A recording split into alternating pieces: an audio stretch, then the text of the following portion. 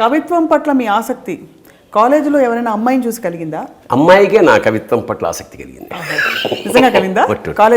కాలేజీలో కాదు, కవిగా నన్ను నా కవిత్వాన్ని ప్రేమించి తద్వారా నన్ను ప్రేమించి నాకు సిగరెట్లు అవి కొని పెట్టి నాకు మిఠా పాన్ అదే పాన్ అప్పుడు అవి కొని పెట్టి కవిత్వం వల్లే అమ్మాయి నాకు అమ్మాయిలు ఒకళ్ళే ఉంటారు. అమ్మాయిలు ప్రేమించడం ఎట్లా తప్పవుతుంది? ప్రేమ అనేది లేకపోవడం తప్పవుతుంది, కానీ ప్రేమించడం అనేది యూనివర్సల్ ఫ్యాక్టర్ అండి. అది ఒక అబ్బాయి పట్ల అమ్మాయికి, అమ్మాయి పట్ల అబ్బాయికి ఆ దశలో ఆ ఆకర్షణ కలగడం సత్యం, అవసరం, నిజం. ఎందుకంటే జీవితం పట్ల ఒక సదవగాహన కలపడానికి. ప్రేమ అంటే ఫెయిల్యూర్ అయిన ప్రేమే ప్రేమ.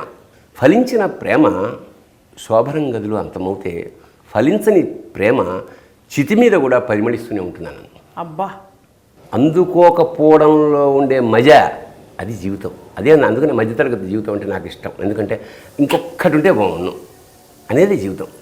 అలాగా మీ జీవితంలో ఇంకొంచెం ఉంటే బాగుండు అనే అంశం ఏమిటి? అన్నీ ఇంకొంచెం ఉంటే బాగుండు అనే స్థాయిలో నేను పెంచుకుంటూ ఉంటాను. నాకు ఇష్టం అంట. నేను చెప్తాను కదా, I want to be a middle class fellow, I am a middle class fellow, I will be a middle class fellow. There is a beauty and joy in it కదా. That's what I feel. నాకు ఎప్పుడైనా 5 star హోటల్లో వెళ్తే ఇది మనకు అందానికి మనం వచ్చామో అన్నట్టు. నాకు ఎప్పుడు పాక హోటల్లో వేడి ఇడ్లీలే ఇష్టం. This my true from my heart. So జీవితంలోని అన్ని రసాలని ఇంతగా ఆస్వాదించి ప్రేమించే భరణి గారు జీవితంలో ఇంకా ఏమన్నా ఆశయం కానీ 25 ఏళ్ళు పూర్తవుతున్న ఈ సందర్భంలో నాకు తెలుగు సినిమాకి నేషనల్ అవార్డు, ఇంటర్నేషనల్ అవార్డ్స్ అన్నీ రావాలి. ఇప్పుడున్న పరిస్థితుల్లో సార్ అది అత్యుత్సాహం అంటారా? నేను తెచ్చాగా, అందుకే పెద్ద సినిమాలు ఇవాళ చేయట్లేదు, నేను చిన్న సినిమాలు చేస్తున్నాను. Next year I'm planning to big film. To direct big film in international area, అక్కడ పంపించడం కోసం. అదొకటి నా జీవిత ఆశయం అంటున్నాను. నాకు ఇష్టం అది.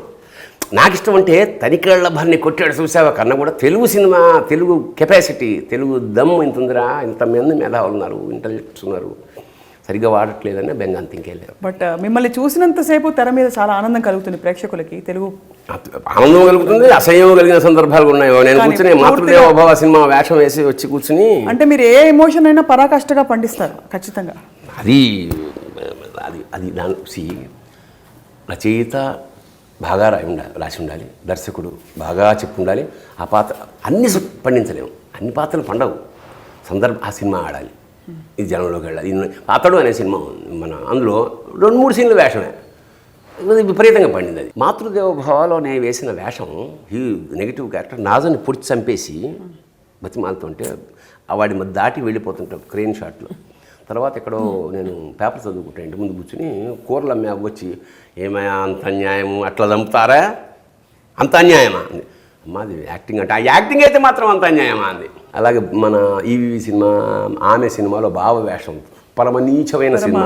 ఆ కర్మ ఏమిటంటే అది ఆ సినిమాకి నేను మా ఆవిడ మా మరదలతో కూడా వెళ్ళాం. అప్పటిదాకా నేనంటే చాలా గౌరవం ఉండేది.